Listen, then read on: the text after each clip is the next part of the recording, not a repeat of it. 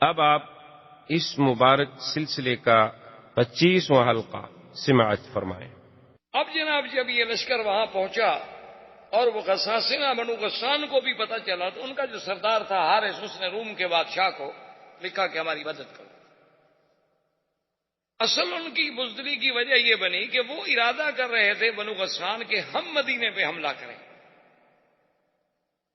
اور اب وہ حیران ہو گئے کہ ہم مدینے پہ کیا حملہ کریں، مدینے سے تو مسلمان ہم پر حملہ کرنے کے لیے چل پڑے ہیں۔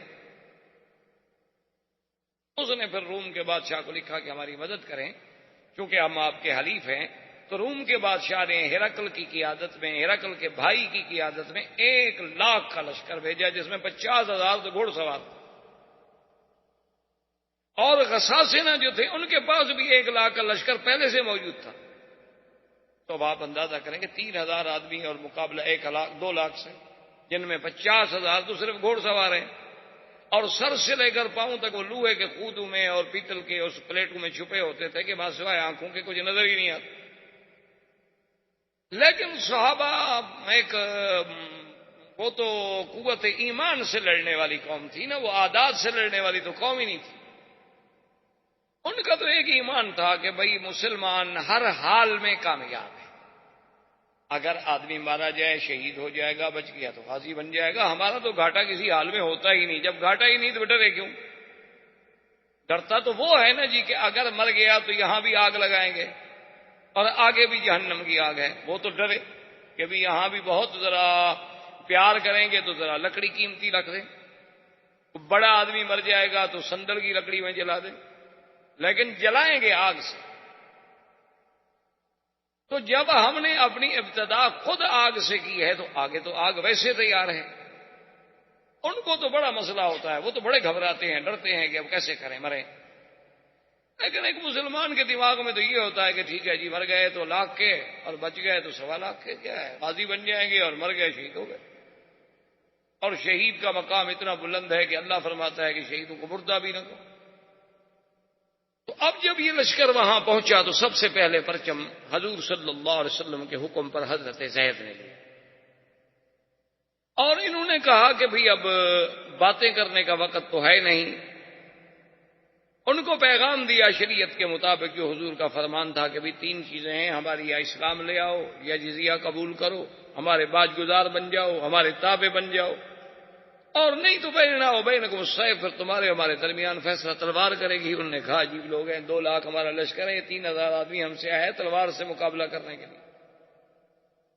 تو انہوں نے اپنے 5-4 ہزار آدمی کو حکم دیا کہ بھئی اب 2,00,000 کو لڑنے کی کیا ضرورت ہے، 3,000 کے مقابلے میں 4,000، 5,000، 6,000 بھیج دو۔ بھیج دیا، لیکن اللہ کی شان ہے کہ مسلمان اتنی طاقت سے اور اتنی قوت سے لڑے اور اتنی بے جگری سے لڑے کہ بھئی شام ہو گئی اور ان کی تو کشتوں کے پشتے لگا دیے مسلمان نے، اور مسلمانوں کا ایک بندہ بھی شہید نہیں ہوا۔ جب مغرب ہوئی جنگ ختم ہوگی۔ پہلے دور میں تو یہ ہوتا تھا نا، اب تو ریموٹ کنٹرول سے جنگیں ہوتی ہیں نا، اپنے ملک میں بیٹھو بٹن پہ ہاتھ لگاؤ بات ختم ہو۔ وہاں تو یہ ہوتا تھا نا کہ جب رات ختم ہوگی، جو مر گئے ہیں ان کو بھی تو اٹھانا ہے نا، اور پھر کوئی ایک دوسرے کو منع نہیں کرتا تھا۔ لاشیں باقاعدہ اٹھاتے تھے، وہ اپنی لاشیں لے جاتے، وہ اپنی لاشیں لے جاتے، وہ اپنے زخمی لے جاتے، وہ اپنے زخمی لے جاتے، یعنی عجیب جنگیں ہوتی تھیں۔ تبہ اکبر نے جب مدینہ منورہ پہ حملہ کیا اپنے دور میں، حضور صلی اللہ علیہ وسلم کی ولادت سے بھی پہلے جب مدینے پہ حملہ کیا تو عجیب اس نے رنگ دیکھا۔ اس نے اپنے علماء کو، رہبان کو بلایا کہ یار یہ کون سا شہر ہے جس پہ ہم نے حملہ کیا ہوا؟ انہوں نے کہا جی یہ یثرب ہے۔ نے کہا کیسے لوگ ہیں، دن کو ہمارے ساتھ لڑتے ہیں، شام کو ہمارے لیے کھانا بھیجتے ہیں۔ انہوں نے کہا میں تو اس شہر سے نہیں لڑتا، بس چلو آگے، بس چھوڑو، کیا لڑنا ہے۔ تو شام کو کھانا پکا کے ہماری فوج کے لیے کھانا بھی بھیج دیں گے، تم ہمارے مہمان ہو، اور سارا دن لڑائی کرتے کہ جب تم لڑنے آئے ہو تو ہم لڑنے کے لیے بھی تیار ہیں، لیکن رات ہو گئی، آپ روٹی کہاں پکاؤ گے، ہمارے گھر والے ہیں، ہمارے تو بچے ہیں نا ادھر، کھانا تو ہم بھیجیں گے آپ۔ اس دور میں کچھ لوگوں کے کردار تھے، کچھ روایات تھے۔ اب تو بدقسمتی یہ ہے نا کہ ہم ایک ایسے دور سے گزر رہے ہیں، ہم ایک ایسے عصر میں، ایسے قرن میں آ گئے ہیں کہ بھئی جس کے کوئی روایات ہی نہیں رہے، نہ اخلاق رہا، نہ کردار رہا، نہ روایات رہا، نہ کوئی مردانگی کے اصول رہے، نہ دوستی اور دشمنی کے کوئی ضابطے رہے، اب ہم تو بالکل قعر مذلت میں گر چکے۔ جیسے کہ حالی نے کہا تھا، اے خاصہ اے خاصان رسل، وقت دعا ہے امت پہ تیری آ کے عجب وقت۔ اب تو ہماری لڑائی ہوتی ہے کرکٹ کے میدان میں فلمی اداکاریں بھیج کر، حسینائیں عالم کے مقابلے۔ کوئی مسلمانوں کا مجھے آپ میگزین یا ایک اخبار دکھائیں جو بغیر عورتوں کے فوٹو کے بکتا ہو، ایک اخبار۔ اور قدرت کی بات دیکھیں کہ ایک صفحے پر روضہ رسول اللہ کا منظر ہوگا اور حضور پاک صلی اللہ علیہ وسلم کی سیرت ہوگی اور کعبۃ اللہ کے دروازے کا منظر ہوگا، اور پچھلا صفحہ کھولو تو اس میں عورتوں کے فوٹو، اندر کھولو تو فلموں کے اشتہار ہوں گے۔ یہ کون سا مسلمان ہے؟ ہم کیا ہو گیا ہے کہ مسلمان ہو کر وہ عورتیں جو فلموں میں کام کرتی ہیں وہ یہ کہتی ہیں کہ ہم مسلمانوں کی عزت ہیں؟ یہ ہماری عزت اب طوائف ہیں اور کنجر رہ گئے۔ موسیقی ہمارے ہاں عبادت بن چکی ہے۔ کیا ہو گیا ہے میں سمجھ، لیکن اس زمانے میں کچھ کردار تھا۔ تو خیر جناب، شام ہو گئی، دوسرے دن پھر لڑائی ہوئی، مسلمان نے پھر جناب مارا اور کچھ مسلمان بھی شہید ہوئے، لیکن بہت تھوڑے۔ 6 دن تک متواتر قتال، اتنا شدید قتال کہ وہ رومی کہتی ہیں ہم نے دنیا میں ایسی لڑائی نہیں دیکھی، مسلمان کہتے ہیں ہم نے بھی ایسی لڑائی نہیں دیکھی۔ اتنا شدید قتال ہوتا ہے۔ اور اسی اثنا میں اب دیکھیں مقام نبوت اور شان نبوت کے حضرت زید رضی اللہ تعالی عنہ شہید۔ اب حضور تو مدینہ منورہ میں ہے اور جنگ موتا میں۔ حضور نے مسجد نبی میں بیٹھ کے فرمایا، صحابہ زید شہید، انا للہ و انا الیہ راجعون۔ حضرت زید شہید ہو گئے، اب پرچم جعفر نے اٹھایا۔ حضرت جعفر رضی اللہ تعالیٰ عنہ اتنی بے جگری سے لڑے کہ دشمن نے ہاتھ مارا تلوار کا، آپ کا دایاں ہاتھ کٹ گیا، آپ نے بائیں ہاتھ میں پرچم لے لیا۔ دوسرے نے تلوار کا وار کیا، آپ کا بایاں ہاتھ کٹ گیا، تو آپ نے اپنے سینے کے ساتھ اس کو لگا لیا کہ پرچم نہ گرے محمد رسول اللہ صلی اللہ علیہ وسلم۔ اتنے میں تلوار لگی حضرت جعفر کی، یہ کتف جو تھی یہاں تک نیچے سے کٹ گئی، حضرت جعفر بھی شہید ہو گئے۔ حضور صلی اللہ علیہ وسلم نے دوسری نماز میں جب حرم تشریف لے آئے تو آپ نے فرمایا استشہد جعفر، تیرا جعفر بھی شہید۔ اور حضور حضرت جعفر کے گھر میں تشریف لے گئے اور ان کے بچوں کو بلایا اور سینے سے لگا رہے ہیں، چمٹا رہے ہیں، پیار کر رہے ہیں۔ تو جعفر کی بیوی آ گئی، اس نے کہا اخبرنی یا رسول اللہ، مجھے بتائیں بات کیا ہے، آپ نے کبھی ایسے نہیں کیا ہمارے بچوں کے ساتھ۔ حضور نے فرمایا یا بنت استشہد جعفر، جعفر شہید ہو گیا۔ فبقى رسول حضور صلی اللہ علیہ وسلم، اور حضور صلی اللہ علیہ وسلم نے فرمایا انی اریت، میں دکھلایا گیا ہوں کہ اللہ نے اس کو یاقوت کے دونوں ہاتھ بنا دیے ہیں اور وہ پروں کے ساتھ فرشتوں کے ساتھ جنت میں پرواز کر رہے۔ حضرت جعفر کے بعد عبداللہ ابن رواحہ نے پرچم لیا، عبداللہ ابن رواحہ بھی شہید۔ اس کے بعد ایک صحابی نے پرچم ویسے پکڑا کچھ دیر کے لیے اور سامنے حضرت خالد ابن الولید آ گئے، اور یہ اسلام کا پہلا سریہ ہے، پہلا مارکہ ہے جس میں خالد مسلمانوں کی طرف سے شریک ہوا۔ 5 مہینے تو ہوئے تھے ابھی آپ کو اسلام لائے ہوئے۔ خالد ابن الولید رضی اللہ تعالیٰ عنہ کو اس نے کہا کہ دیکھو میں نے تو پرچم ویسے پکڑ لیا ہے، میں تو کوئی کمان کرنا نہیں جانتا، مہربانی کرو اب مسلمانوں کا پرچم تم لو۔ اس نے کہا دیکھو حضور پاک نے 3 کا نام لیا تھا، میرا تو نام ہی نہیں لیا۔ اس نے کہا اس کا مطلب یہ تھوڑا ہے کہ تمہارا بھی نام لیتے، اب کسی نے تو آخر اس پرچم کو لینا ہے نا۔ تو خالد بن ولید نے پرچم لے لیا اور جنگ روک دی اور وہ پیچھے ہٹ گئے، مسلمان پیچھے ہٹ گئے۔ حضرت خالد نے غور کیا، تدبر کیا کہ ہمارے پاس تو 2500 آدمی رہ گئے ہیں اور ان کا اگر ہم نے 2500 بھی مار دیا ہو تو 2 لاکھ میں کتنی کم ہو گئے ہیں۔ خالد بن الولید جو تھے رضی اللہ تعالی عنہ، یہ بطل من ابطال الاسلام، اور خدا کی شان ہے کہ جب حضور شام کو عشاء کی نماز کے لیے مسجد میں تشریف لے آئے تو حضور کے چہرے پہ ایک بڑی عجیب سی خوشی تھی، اور آپ نے فرمایا مسلمانوں، میرے تو تینوں جرنیل جو تھے شہید ہو گئے، لیکن اب اس بندے نے پرچم اٹھایا ہے الذی سیف من سیوف اللہ، جو اللہ کی تلوار ہے، اب اس کے ہاتھ میں پرچم، اب مسلمانوں کو کوئی شکست نہیں دے سکتا۔ اور اسلام میں یہ دو مجاہد گزرے ہیں، بطل اسلام گزرے ہیں، ایک خالد بن ولید اور ایک حضرت زبیر بن العوام۔ یہ دو آدمی تھے جو دونوں ہاتھ میں تلوار پکڑ کے دشمن سے مقابلہ کرتے تھے، ورنہ کوئی دنیا کا بہادر کبھی دو ہاتھ سے نہیں لڑتا، ہمیشہ ایک ہاتھ سے لڑتا ہے، ایک ہاتھ میں ڈھال ہوتی ہے یا ترس ہوتی ہے یا گھوڑے کی لگام ہوتی ہے۔ یہ دو آدمی تھے صرف جنہوں نے کبھی ایک ہاتھ میں تلوار نہیں پکڑی بلکہ دونوں ہاتھوں میں تلوار لے کے مقابلہ کرتے تھے۔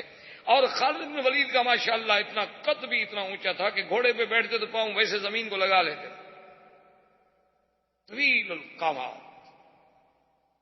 خالد بن الولید نے یہ کیا، اس نے اپنی فوج کو بدلا، کیونکہ اس زمانے میں اس طرح اصول ہوتا تھا کہ ایک ہوتا تھا میمنہ، دائیں ہاتھ پہ فوج رہتی تھی، ایک میسرہ بائیں ہاتھ میں، ایک مقدمہ، ایک مؤخرہ اور ایک قلب، ایک آگے ایک پیچھے اور ایک درمیان۔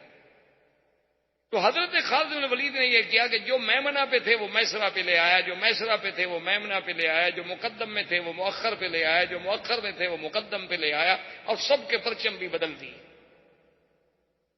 اب جب صبح ہوئی تو رومیوں نے دیکھا، انہوں نے کہا جاءہم المدد من المدینہ، تو مدینے سے فوج اور آ گئی، ہم تو پہلے 3000 سے نہیں لڑ پا رہے تھے، یہ دیکھو پرچم بھی نئے ہیں، اور یہ آدمی تو ہم نے کل نہیں دیکھے، یہ تو اور لوگ آ گئے۔ خالد بن ولید نے حکم دیا اور نعرہ تکبیر کہہ کے اتنی زور سے حملہ کیا کہ خالد کہتے ہیں کہ اس دن میرے ہاتھ سے 10 تلواریں ٹوٹ گئی، مارتے مارتے قتل کرتے کرتے تلواریں ٹوٹ جاتی تھی، وہ پھینک دیتا تھا اور لے لیتا، تو وہ ٹوٹ جاتی تھی وہ پھینک دیتا تھا میں اور لے لیتا، اتنا مارا نا جی کہ اب ان میں افراتفری پھیل گئی، وہ دوڑے بھاگے، 2 لاکھ آدمی 3000 کے آگے بھاگ رہا۔ جب انہوں نے بھاگنا شروع کیا تو خالد نے آرڈر کیا اپنی فوج کو کہ پیچھے آؤ پیچھے آؤ پیچھے آؤ، ہٹو۔ اب نے کہا خدا کے بندے کیا کر رہے وہ بھاگ رہے ہیں؟ اس نے کہا وہ بھاگتے بھاگتے بھی رک گئے تو ہم سے زیادہ ہیں، کوئی عقل کرو، اب پیچھے آؤ اور ہٹو، واپس چلو مدینہ۔ اپنی فوج کو سالم لے جانا بھی تو بڑی بات ہے نا۔ حضرت خالد بن ولید اپنی فوج کو پیچھے ہٹاتے رہے۔ اچھا، ان کو اللہ پاک نے اتنا روب ڈال دیا تھا خالد کا کہ انہوں نے حملہ کرنے کی ضرورت نہ کی، افراتفری میں بٹ گئے، اس کے بعد جمع ہوتے رہے، 2-3 دن لگے، 2-3 دن میں قافلہ مدینہ منورہ تو بہت دور نکل گیا۔ جب صحابہ کو پتہ چلا کہ مسلمان تو ہزیمت کھا کے واپس آ رہے ہیں تو انہوں نے کہا فرارون فرارون، یہ لوگ ہیں جو بھاگ کے آ رہے ہیں دشمن کے مقابلے پہ۔ عورتوں نے کہا کہ ایسا کرو کہ اگر ہمارا خاوند بھاگ کے آ رہا ہے اور یہ بات سچی ہوگی تو میں اپنے گھر کا دروازہ نہیں کھولوں گی، بزدل آدمی میرا خاوند ہو۔ پہلے لوگ جو تھے وہ تو شجاعت اور بہادری کو عزت سمجھتے تھے، عورتیں بھی۔ جب بالکل مدینہ منورہ پہنچے حضور نے فرمایا نہیں، انہم لیسو فراری، وہ فراری نہیں ہے بل انہم کرارون، وہ تو پیچھے ہٹ کے پھر حملہ کرنے والے لوگوں میں ہیں، وہ بھاگ کے نہیں آ رہے ہیں۔ کیا کہہ رہے ہیں؟ 2,500 کے لشکر کو صحیح سلامت دشمن کے منہ سے چھڑا کے واپس لے آنا کو مذاق ہے؟ تو خیر یہ لشکر واپس آ گیا، اور اسی اثناء میں حضور صلی اللہ علیہ وسلم نے غزوہ ذات السلاسل کے لیے بنی قضاء پر حملہ کرنے کے لیے آپ نے عمرو بن العاص کو قائد بنایا، حکم دیا کہ ان پہ حملہ کریں۔ عمرو بن العاص جب چلے تو خدا کی شان دیکھو کہ عمرو بن العاص امیر ہیں اور حضرت ابو بکر بھی اس جنگ میں ساتھ ہیں، لیکن ان کو حضور نے امیر نہیں بنایا۔ حضرت عمر بھی ساتھ ہیں، ان کو بھی امیر نہیں بنایا، وہ تابع ہیں عمرو بن العاص کے۔ امتحان ہوتے تھے کبھی اللہ کے رسول کے حکم کی کیسے اطاعت ہو۔ جب یہ راستے میں چلے تو انہیں پتہ لگا کہ بنی قضاء جو ہے وہ تو بہت بڑا قبیلہ ہے اور ہم تو سارے 200 آدمی ہیں۔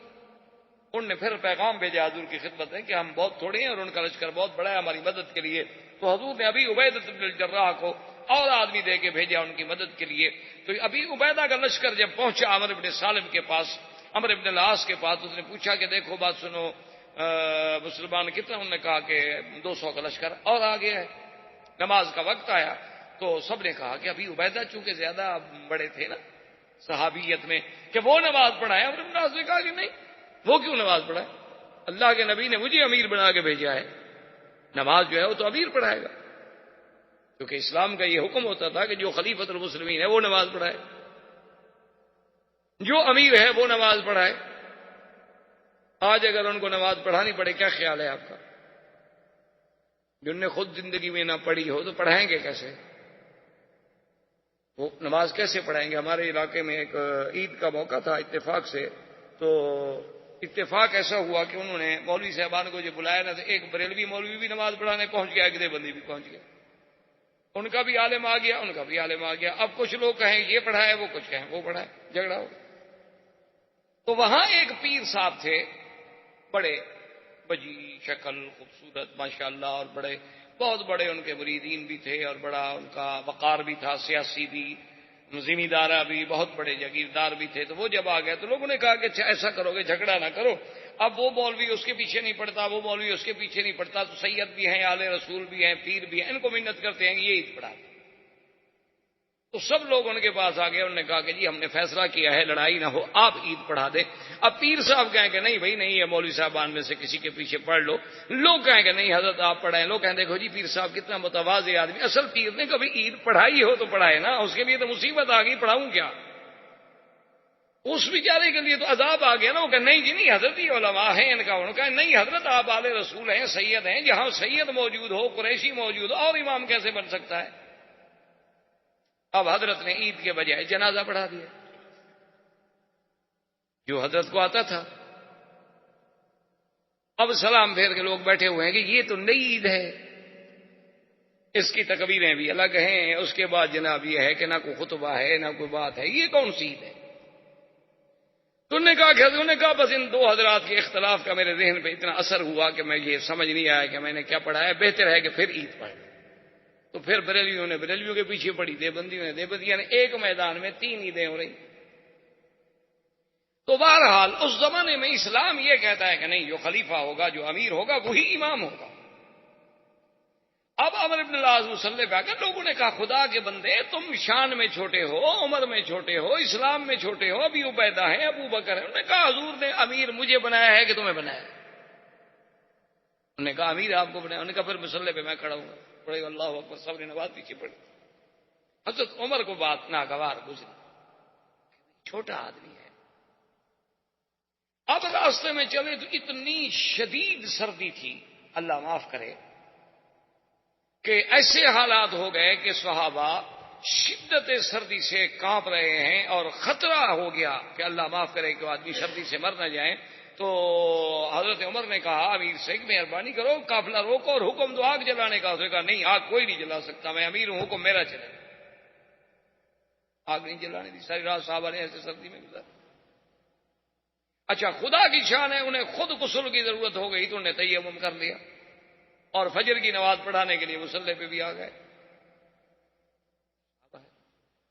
عمر نے کہا اللہ کے بندے ہم وضو کے ساتھ ہیں, تم تیمم کے ساتھ ہو, تم امام بن رہے ہو. انہوں نے کہا امیر میں ہوں. انہوں نے کہا غسل کر لو. انہوں نے کہا غسل میں نہیں کرتا, تیمم میں نے کر لیا. انہوں نے کہا پانی موجود ہے تو تیمم کے بات کا. انہوں نے کہا سردی ہے میں مر جاؤں.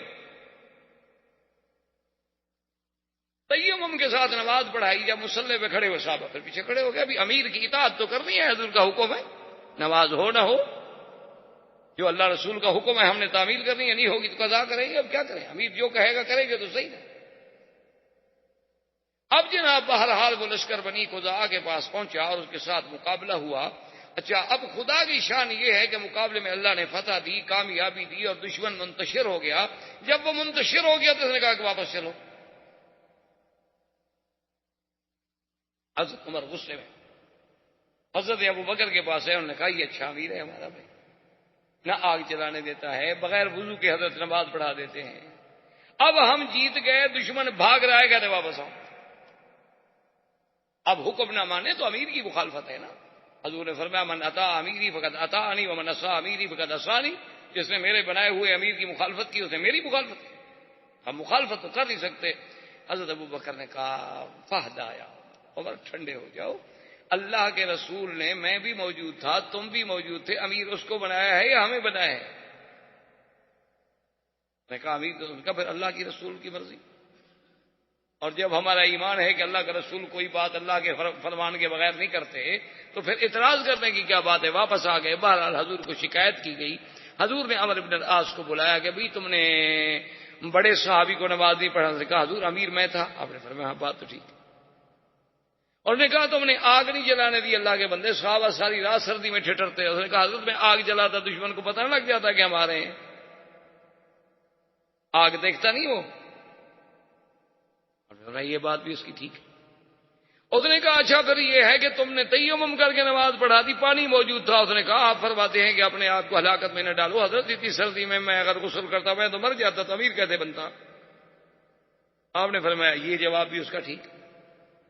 جب حضور نے فرمایا کہ اچھا جب بنو قذا پہ تم نے قابو پا لیا، وہ فرار ہو گئے اللہ کے بندے، تم نے اپنے لشکر کو حکم دے دیا کہ واپس مدینے چلو۔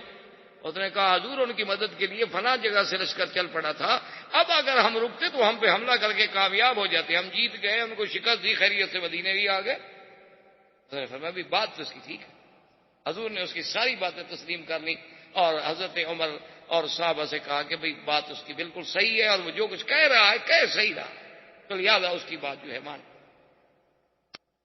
اسی اثنا میں حضور صلی اللہ علیہ وسلم نے ایک سریے کو بھیجا، اعرابی تھا، ایک بدو تھا، اس کے ساتھ اعرابی تھے، صفا تھے، بڑے بہادر لوگ تھے، انہوں نے بھی اسلام کے خلاف حملہ کیا تھا۔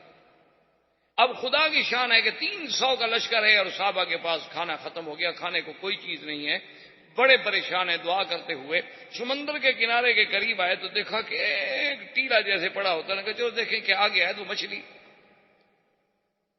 تو 3 مہینے تک صحابہ اسی ایک مچھلی سے کھاتے رہے، اس کا نام تھا امبر۔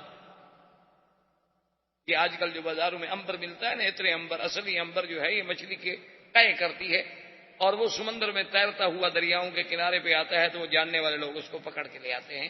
اصل میں یہ اسی امبر مچھلی کی قے ہوتی ہے۔ تو وہ اتنی بڑی مچھلی تھی کہ جب صحابہ کھاتے رہے تو انہوں نے تجربے کے طور پر اس کی جو آنکھ کی گلائی تھی نا، اس میں 10 صحابی بیٹھ گئے، اور جب اس کے ڈھانچے کو کھڑا کیا تو ایک صحابی جو سب سے بڑے لمبے قد کے تھے اس کو اونٹ کے اوپر کہا کہ تم کھڑے ہو جاؤ۔ اونٹ کے اوپر کھڑا ہوا لیکن پھر بھی وہ ڈھانچہ اوپر رہا۔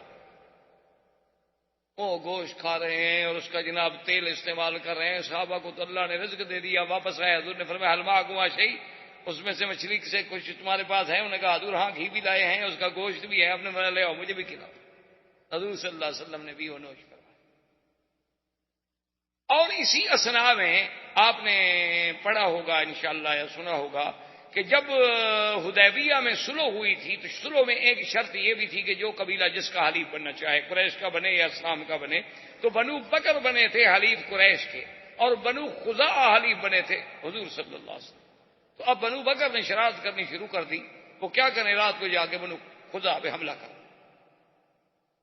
اچھا خدا کی شان ہے، حملہ کرنے جائیں، جو حملہ کرنے جائیں وہ مارے جائیں، بنو خزاعہ والے آگے ہوشیار وہ مارتے۔ ایک حملہ کیا مارے گئے، دوسرا حملہ کیا خود مارے گئے، تیسرا حملہ کیا خود مارے گئے۔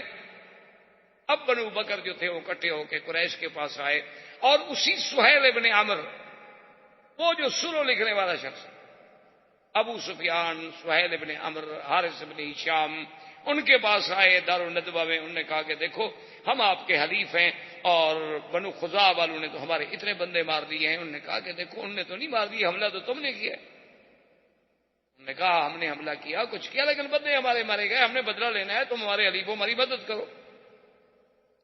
انہوں نے کہا اچھا یہ بات راز میں رکھو، کہیں حضور صلی اللہ علیہ وسلم تک مدینے میں نہ پہنچ جائے، چونکہ ہمارا تو معاہدہ ہے کہ لڑائی نہیں کرنی، لیکن ہم تمہاری مدد کریں گے۔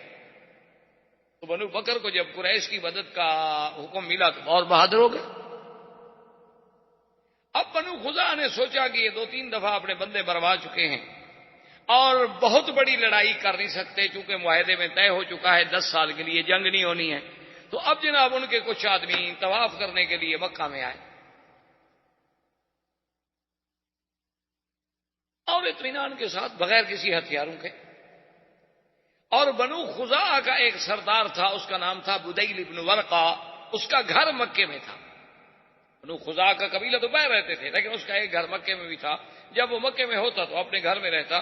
یہ آدمی بیچارے آئے، ابھی یہ حرم میں داخل ہوئے اور بنو بکر نے قریش کے ساتھ مل کے حملہ کر دیا۔ جب حملہ کر دیا تو قریب کیا کریں، وہ تو بالکل نہاتے ہیں. وہ دوڑے اور بدیل ابن ورقہ اپنے سردار کے گھر پہنچے کہ بھئی وہاں جائیں، کم از کم ہمیں اس کے گھر میں پناہ مل جائے گی، اندر کوئی ہمیں ہتھیار مل جائیں گے. آگے آئے، خدا کی شان ہے، دروازہ بند ہے، وہ دروازہ بھی نہ کھلا. وہاں سے بھاگے، وہ حرم میں داخل ہو گئے. لیکن قریش نے اور بنو بکر نے ان کے 23 آدمی جو تھے وہ اللہ کے حرم میں قتل. حالانکہ حرم میں تو کافر بھی نہیں لڑتے تھے. بہرحال جب وہ قتل ہو گئے، بنو خزاع کو پتہ چلا. بنو خزاع نے قریش سے کہا کہ بھی یہ تو غدر ہے، ہمارا فیصلہ کر. دار الندوہ میں اجتماع ہوا. ایک آدمی تھے عبداللہ ابن سعد ابن ابی السرح، یہ پہلے مسلمان ہو گیا، حضور کا کاتب تھا، وحی بھی لکھتا تھا، قرآن بھی لکھتا تھا. بعد میں یہ مرتد ہو کے بھاگ آیا، مکے آ گیا. وہ بھی موجود تھا. اس نے کہا دیکھو بات سنو، میں چونکہ مسلمانوں کے ساتھ رہا ہوں اور اللہ کے نبی کے ساتھ رہا ہوں، میں جتنے احوال کو جانتا ہوں تم نہیں جانتے ہو. میری اگر مشورہ مانتے ہو تو 3 باتیں ہیں، ان 3 میں سے کوئی ایک بات مانو. انہوں نے کہا کیا بات؟ انہوں نے کہا بات یہ ہے کہ تم نے عہد توڑا ہے. یہ عہد ہے کہ بھئی کوئی آدمی اب قریش اور حضور صلی اللہ علیہ وسلم کی جنگ نہیں ہوگی، اور جو حضور کا حلیف ہے وہ حضور کے ساتھ، جو تمہارا حلیف ہے تمہارے ساتھ. تو اس حلیف پر بھی اگر جنگ ہوگی تو وہ گویا مدینے والوں پر جنگ تصور ہوگی، اور تم نے بنو خزاع پہ حملہ کیا ہے، یہ تو اچھا نہیں. اور پھر اس سے بڑا کوئی جرم ہے کہ تم نے وہ حرم میں بھاگے بیچارے، تم نے حرم میں بھی قتل کر دیا. اب 3 باتیں ہیں، یا تو ایسا کرو کہ ان کے 23 آدمی مارے گئے ہیں، بنو بکر والوں میں بھی پیسے والے ہیں، تم بھی سردار ہو، پیسے اکٹھے کر کے ان کو دیت دے دو اور معافی مانگ لو کہ 23 آدمی کی دیت ہم دیتے ہیں. انہوں نے کہا نہیں، یہ تو کمزوری والی بات ہوئی نا کہ پھر ہم جائیں اور معافی مانگیں اور دیت ادا کریں. انہوں نے کہا اچھا اگر یہ نہیں کرتے ہو تو پھر ایسا کرو کہ بنو خزاع اور بنو بکر ان دونوں سے کہو کہ آج کے بعد تم دونوں لڑو، مرو، بچو، جہنم میں جاؤ، ہم تمہاری کوئی مدد نہیں کریں گے. اور مدینے پیغام دے دو کہ جناب ان کی لڑائی ہوگی لیکن ہم نے جواب دے دیا، ہم اپنے حلیف کی مدد نہیں کر رہے، آپ بھی اپنے حلیف کی مدد نہ کریں. تو یہ ایک معقول بات ہوگی اور حضور مان لیں گے. انہوں نے کہا کہ ہمارے حلیف ہیں، ہم ان کو چھوڑ تو نہیں سکتے. اچھا تیسری بات بتاؤ کہ تیسری کیا ہو گا؟ تیسری پھر تیار ہو جاؤ، تلواریں تیار کرو، پھر حضور حملہ کریں. وہ اپنے حلیف کو نہیں چھوڑیں، وہ اپنے خلفاء کی مدد کریں. انہوں نے کہا اچھا ٹھیک ہے بھائی دیکھا جائے. اس کے بعد انہوں نے سوچا کہ بھی معاملہ تو خراب ہو گیا ہے اور نقض عہد بھی ہم سے ہوا ہے. انہوں نے کہا ایسا کرو ابو سفیان کہ تم چلے جاؤ مدینہ منورہ اور کسی طریقے سے حضور صلی اللہ علیہ وسلم سے یہ کہو کہ حضور بڑا اچھا وقت گزر رہا ہے اور دیکھیں نا ماشاءاللہ آپ کو بھی اطمینان ہے، ہمیں بھی اطمینان ہے، آپ بھی اپنی دعوت اسلام دے رہے ہیں، ہم اپنا کام کر رہے ہیں. تو یہ عقد جو ہے نا ہم دوبارہ آئے ہیں تجدید کرنے کے لیے، اور مدت 10 سال کے بجائے 20 سال کی. ہم چاہتے ہیں آپ کی صلح ہماری اور قائم رہے. اور اگر حضور نے تجدید عہد کر دی اور مدت بڑھا دی اور دستخط کر دیے تو پھر حملہ نہیں کریں گے، کیونکہ تازہ عقد تجدید ہو گیا. اگر وہ بنو خزاع کا بدلہ لیتے تو عقد تجدید نہ کریں. عقد تجدید ہو گیا تو اب بنو خزاع کا کیسے مدد کریں گے؟ انہوں نے کہا کہ ہاں بالکل مکیدہ یہ ہے چال، اگر اس میں ہم کامیاب ہو جائیں تو پھر تو کام بن سکتا. ابو سفیان کو انہوں نے کہا کہ چونکہ مکے کے سردار تم ہو یہ کام تم کر سکتے ہو اور تو کوئی چھوٹا موٹا آدمی تو کر نہیں سکتا. حضور ہر کسی کی بات تھوڑی سنیں گے. ابو سفیان چل پڑا مدینہ شریف کے لیے. اور انہوں نے کہا کہ ابو سفیان یہ کام جلدی کرو، حضور کو کہیں یہ پتہ بھی نہ لگ جائے کہ ہم نے بنو بکر کے ساتھ مل کے بنو خزاع کو نقصان پہنچایا ہے. لیکن بنو خزاع والوں نے ایک ان کا شاعر تھا سالم ابن عمر، اس کو بھیجا کہ تم فوراً مدینے پہنچو اور حضور کو خبر دو کہ ہمارے ساتھ یہ ہو گیا. سالم ابن عمر نے تو جی ایسے سفر کیا نا کہ وہ شاعر آدمی تھا، لیکن اپنی قوم کا درد تو ہر کسی کو ہوتا ہے نا جی. وہ رات اور دن اپنا اونٹ دوڑاتا رہا، آرام تک نہیں کیا. وہ تو جو 6 دن کا سفر تھا نا 3 دن میں کر کے مدینے میں پہنچ گیا. حضور بیٹھے ہوئے تھے مدینہ مسجد نبوی میں، صحابہ بیٹھے ہوں تو آیا رونا شروع کیا اور اس نے مرثیہ پڑا اپنی قوم کا کہ میرے جوان کیسے ان کی لاشیں حرم میں پھڑک رہی ہیں، 23 سر کٹے ہوئے ہیں اور 23 انسانوں کے ٹکڑے جو ہیں اللہ کے حرم میں بکھرے پڑے ہیں. اور قریش جو ہیں وہ بنو بکر کی مدد میں ہیں اور ہم لاوارث ہو گئے، ہمیں ہمارے حلفاء جو ہیں پوچھتے نہیں. اس نے ایسے انداز میں شعر پڑھے، حضور صلی اللہ علیہ وسلم کو بھی جوش آ گیا. آپ نے فرمایا نصرت یا سالم، نصرت یا سالم، نصرت یا سالم، سالم تمہاری امداد ہوگی، فکر نہ کرو، اللہ کا نبی تمہاری مدد کرے گا. بدیل ابن ورقہ جو ہے وہ بھی وفد لے کے چل پڑا حضور کو خبر دینے کے لیے. ان کا جو سردار تھا بنو خزاعہ کا آیا، اس نے کہا حضور ہمارے ساتھ تو ظلم ہو گیا کہ 23 جوان اور طواف کرتے ہوئے اللہ کے حرم میں قتل کر دیے جائیں، اس سے بڑا کوئی ظلم ہے؟ حضور نے فرمایا بدیل تم فکر نہ کرو، ہم تمہاری مدد کریں گے اور بدلہ لیں گے. ابو سفیان جا رہا ہے اور بدیل ابن ورقہ واپس آ رہا ہے مدینے سے. ابو سفیان نے ایک دوسرے کو ملے، اس نے کہا بدیل کیا حال ہے، خیریت ہے، کہاں گئے تھے؟ مدینہ گئے تھے؟ اس نے کہا نہیں مدینہ تم نہیں گئے. کہاں گئے؟ انہوں نے کہا یہ مدینہ منورہ کی ایک طرف اور ایک قبیلہ تھا کہ وہاں میرے رشتہ دار ہیں، میں تو وہاں گیا تھا اور وہاں سے واپس. اس نے چھپایا کہ میں یہ نہ بتاؤں کہ حضور کو میں ابھی کہہ کے آ رہا ہوں. اس نے کہا تم مدینہ میں گئے بھی؟ انہوں نے کہا مدینہ میں نہیں گئے. بھائی میں اگر جاتا مدینہ تم سے کوئی ڈرنے کی بات ہے میں تمہیں بتا دیتا کہ مدینہ گیا تھا. خیر ابو سفیان نے بھی وہاں رات گزاری، بدیل بن ورقہ نے بھی وہاں رات گزاری. منزل تھی صبح کو بدیل بن ورقہ مکے کی طرف چل پڑا اور ابو سفیان نے اپنے جو ساتھی ساتھ تھے ان کو کہا کہ ٹھہرو، جا کے ان کے اونٹ جو ہے نا ان کی جہاں لید پڑی ہو نا وہ لید اٹھا کے لے آؤ. وہ لید اٹھا کے لے آئے تو ابو سفیان نے کہا اس کو توڑو، اس کے اندر کھجور ہے، کھجور کی گٹھلی ہے. جب توڑا تو کھجور کی گٹھلی نے کہا ہاں بدیل بن ورقہ مدینے گیا تھا، کھجوریں صرف مدینے والے اونٹوں کو کھلاتے ہیں اور کوئی قبیلہ نہیں کھلاتا، چونکہ ان کے پاس کھجور بہت ہوتی ہے اونٹوں کو بھی کھلا دیتے ہیں. اس کا مطلب ہے کہ حضور کو اطلاع پہنچ گئی. اب یہ نہیں ہے کہ میں اندھیرے میں رکھ سکوں، حضور کو پتہ چل گیا ہے کہ بنو بکر نے کیا کیا. خیر بہرحال اس نے کہا کہ اب حل کوئی نہیں، اب سیدھا تو مجھے نہیں جانا چاہیے مدینہ منورہ میں حضور کی خدمت میں. پہلے ایسا کیوں نہ کروں کہ میں اپنی بیٹی کے گھر ام حبیبہ کے گھر میں جاؤں اور اپنی بیٹی جو ہے وہ حضور کی بیوی ہیں، امہات المومنین ہیں، ان کو تیار کروں کہ کوئی تھوڑی سی فضا تو ہموار کرے نا حضور سے بات کرنے کی. ابو سفیان سردار تھا، سمجھدار آدمی تھا. جب آیا ام حبیبہ نے سلام کیا، استقبال کیا اور وہاں جو ایک فراش کیا ہوتا تھا، ایک ٹاٹ کا ٹکڑا تھا جو حضور کے لیے بچھایا جاتا تھا، وہ بچھا ہوا تھا، اس پہ بیٹھنے لگا ابو سفیان تو اس نے جلدی جلدی سے فراش اٹھا لیا، جلدی سے کھینچا اور لپیٹ لیا. ابو سفیان نے دیکھا اچھا اچھا اچھا، کیونکہ یہ فراش اصل میں پرانا ہے اور کم قیمت ہے اور یہ مکے کے سردار کے نیچے بچھانے کے قابل نہیں ہے، اس لیے اٹھا رہی ہو تاکہ کوئی اور اچھا فراش میرے لیے بچھانا چاہتی ہے.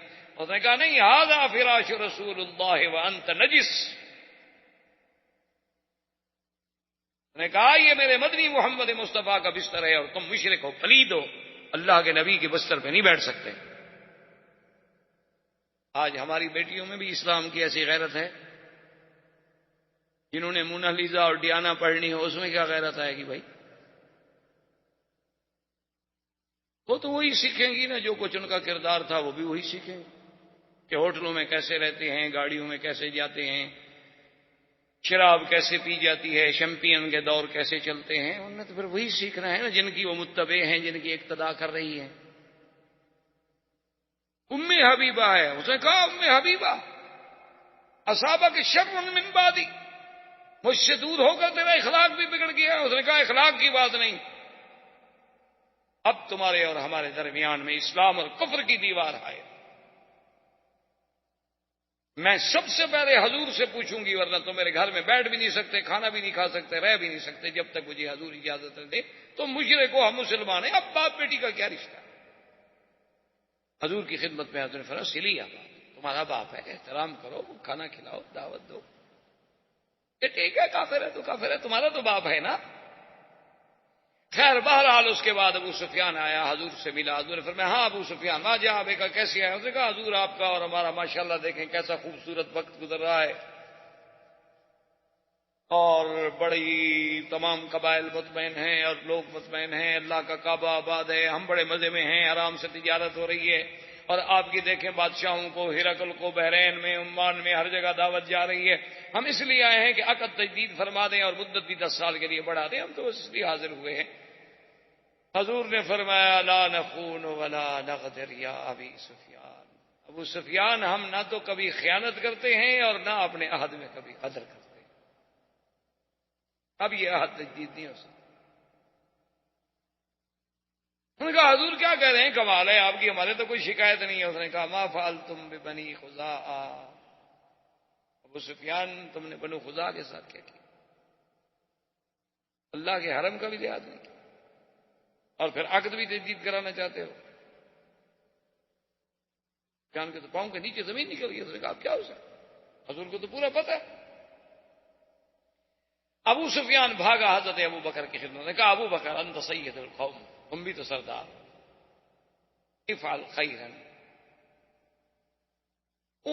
لک الشرف الى آخر الدہر. ابو بکر مہربانی کرو، تم معاہدے پہ سلو کے دستخط کر دو، حضور نہیں کرتے نہ کریں. تم بھی تو سردار ہو نا، تم بھی تو مسلمانوں کے بڑے ہو، تمہارا قریش پہ احسان ہو جائے گا سلو، اور قیامت تک یاد کیا جائے گا کہ ابو بکر سلو کن آدمی تھا کہ چلو. اللہ کے نبی نے نہیں ماننے. نے کہا ابو سفیان کیا کہہ رہے، حضور نے دستخط نہیں کیے میں کر دوں؟ کیا کہہ رہے ہو، عقل سے بات کرو. فذهب الى عمر، حضرت عمر کی خدمت میں آ گیا. حضرت عمر نے کہا یہی بڑی بات نہیں کہ میں تمہیں کچھ نہیں کہہ رہا.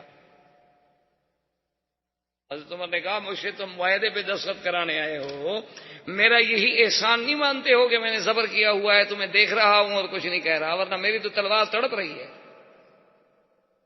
تم مجھ سے معاہدہ کرانے آئے ہو حضور کے خلاف. ابو سفیان تمہارا ہمارا عہد اگر نہ ہوتا نا، اور تم ہمارے پاس مدینے میں نہ ہوتے، آج مہمان قاصد سفیر ہو، بس مہربانی کرو میری آنکھوں کے سامنے سے چلے. حضرت عثمان کے پاس آئے، حضرت عثمان نے جواب دے دیا. حضرت علی کے پاس آئے، حضرت علی نے جواب دے دیا. ابھی بھی فاطمہ کے پاس چلے گئے. انہوں نے کہا بی بی فاطمہ آپ بھی تو بنت رسول اللہ ہیں، آپ اس معاہدے پہ دستخط کر دیں.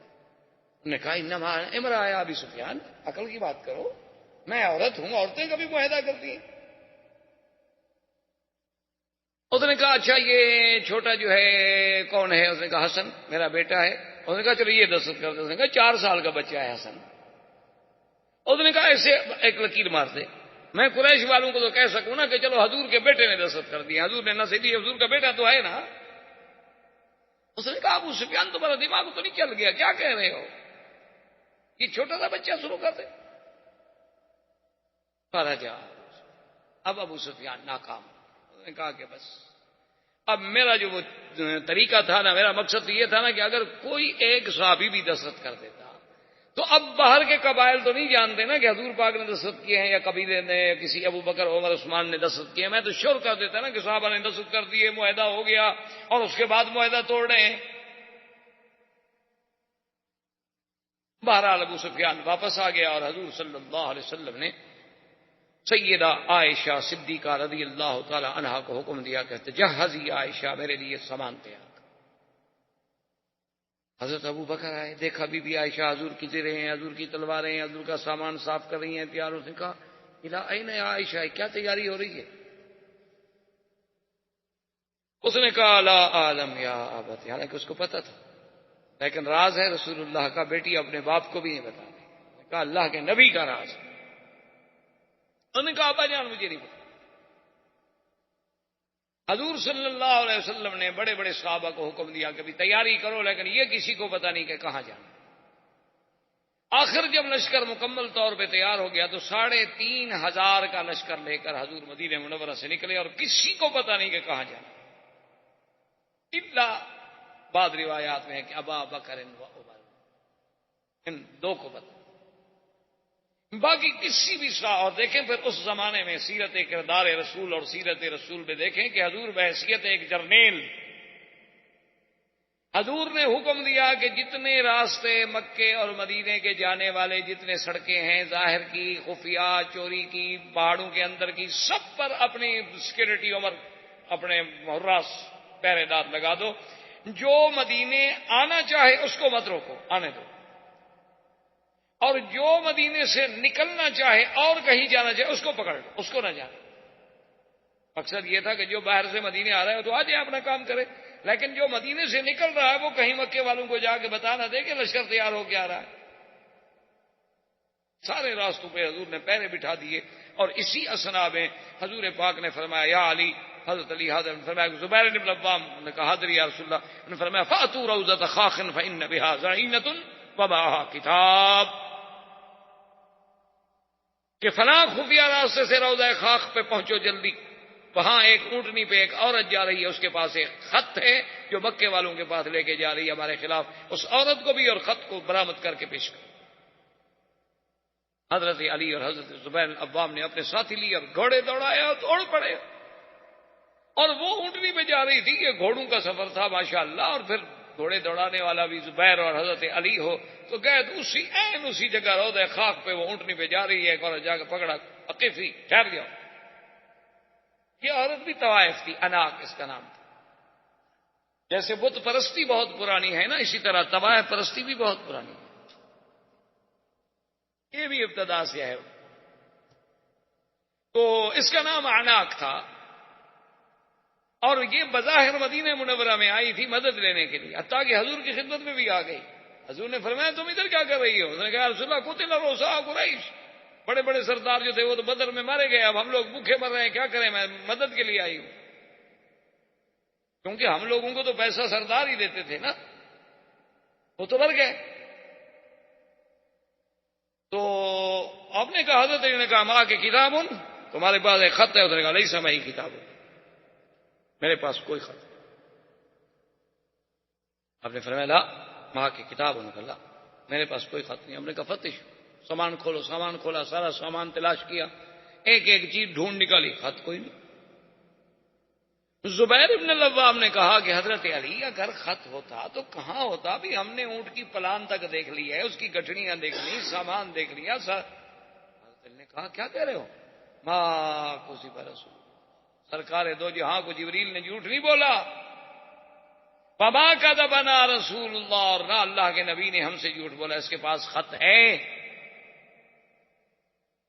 اس نے کہا علی واللہ لیس معی کتاب، میرے پاس کوئی خط نہیں، ایسے بلا وجہ آپ مجھ پر تشدد۔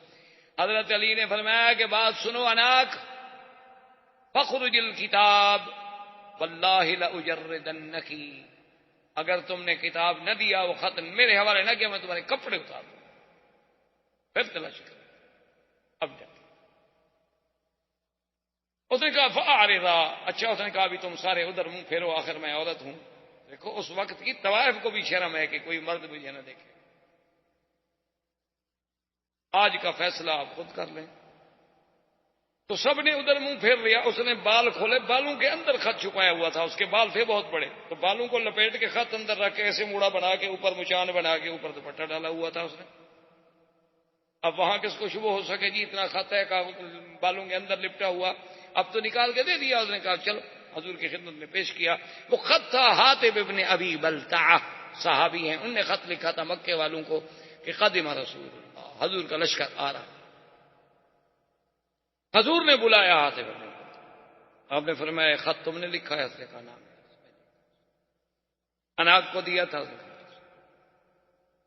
حضرت عمر تو جوش میں تڑپ اٹھے، اس نے کہا دعنی یا رسول اللہ اضرب عنق ھذا المنافق، حضور مجھے اجازت دے میں اس منافق کی گردن اڑا دوں۔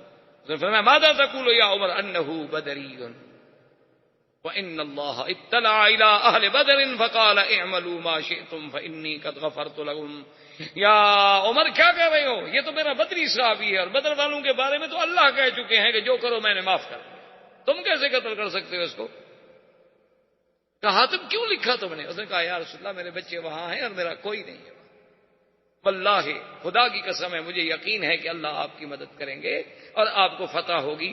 میں نے کہا خط کی ذریعے اطلاع دے کر قریشیوں پر میرا احسان ہو جائے گا تو میرے بچوں کا ذرا خیال کر لیں گے، میری بچوں کا لحاظ کر لیں گے، ان کو مدینے آنے دیں گے، اس کے علاوہ میرا کوئی مقصد نہیں تھا۔ انہوں نے فرمایا صدق، حاتم نے سچ کہا ہے، چھوڑ دیا۔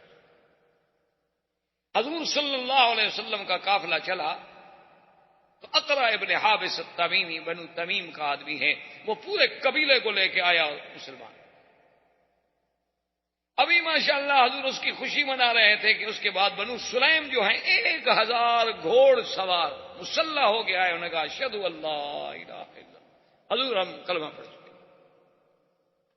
اور پھر وہ اپنا عیینت ابن حصن جو تھا بنو غطفان کا، وہ احمق المتا، وہ آ گیا، اس نے کہا حضور اشہد اللہ الہ الا اللہ، یعنی ابھی حضور راستے میں ہے 10,000 کا لشکر،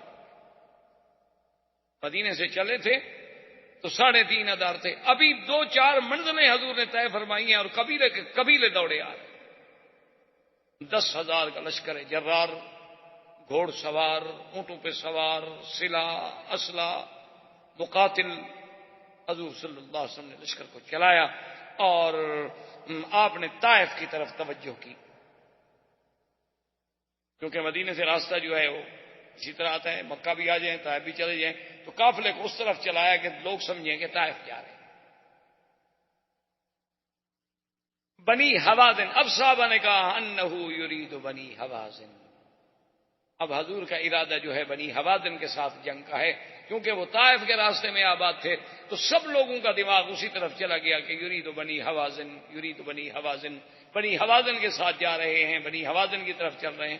جب عین حضور صلی اللہ علیہ وسلم طائف اور بنی حوازن کے قریب آئے، فامر اصحابہ ان یتجہوا الی مکہ، کہ مکے کی طرف رخ کرو۔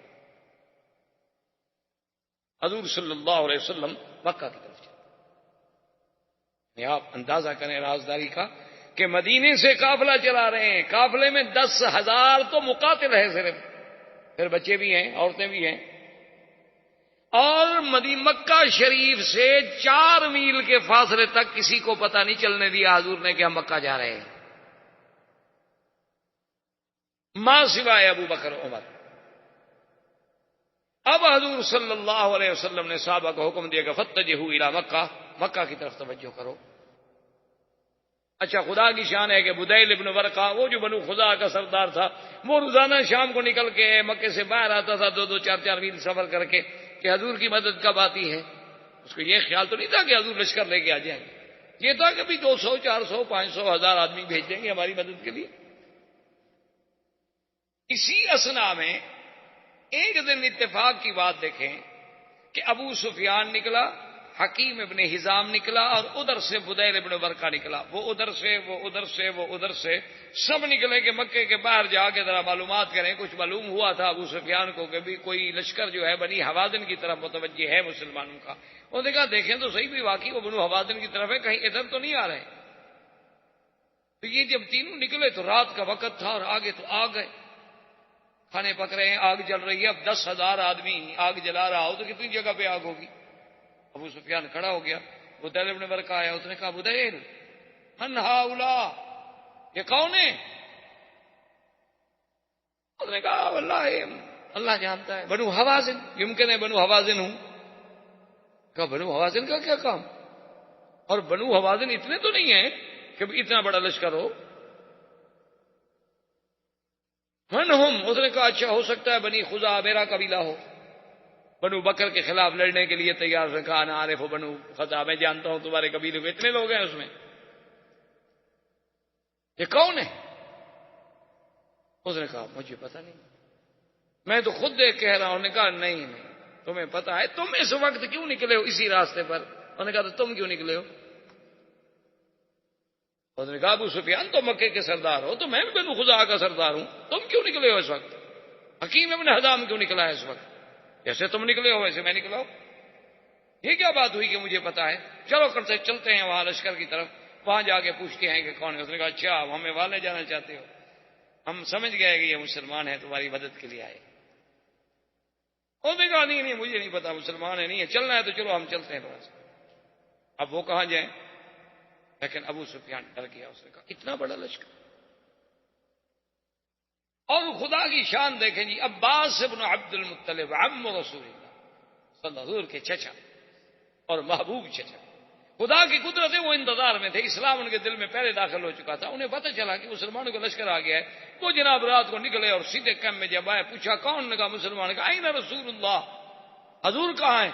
اچھا حراس میں جو تھے، یعنی جو جسے آپ کہتے ہیں سیکورٹی، تو اس پہ حضرت عمر تھے۔ حضرت عمر نے عباس کا آواز پہچانا، کہا عباس ہو تم؟ اس نے کہا عمر زیادہ بات نہ کرو، دلنی الی رسول اللہ۔ اس نے کہا میں تمہیں حضور کا خیمہ بتاؤں، میں آ رہا ہوں تیرے پاس، میں ابھی بدلہ لیتا ہوں۔ نے کہا اشہد ان لا الہ الا اللہ، میں تو مسلمان ہو چکا ہوں خدا کے بندے۔ حضور نے جب آواز سنی کہا عباس،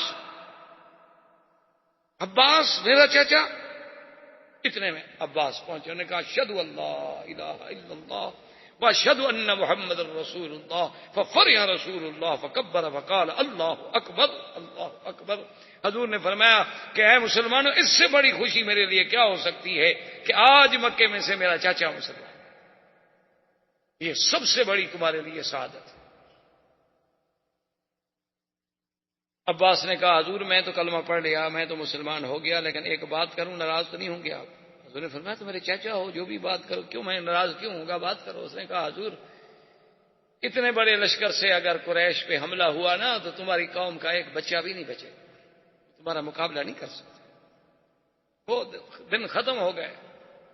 یہ 10,000 کا لشکر جرار ہے، اس کا کون مقابلہ؟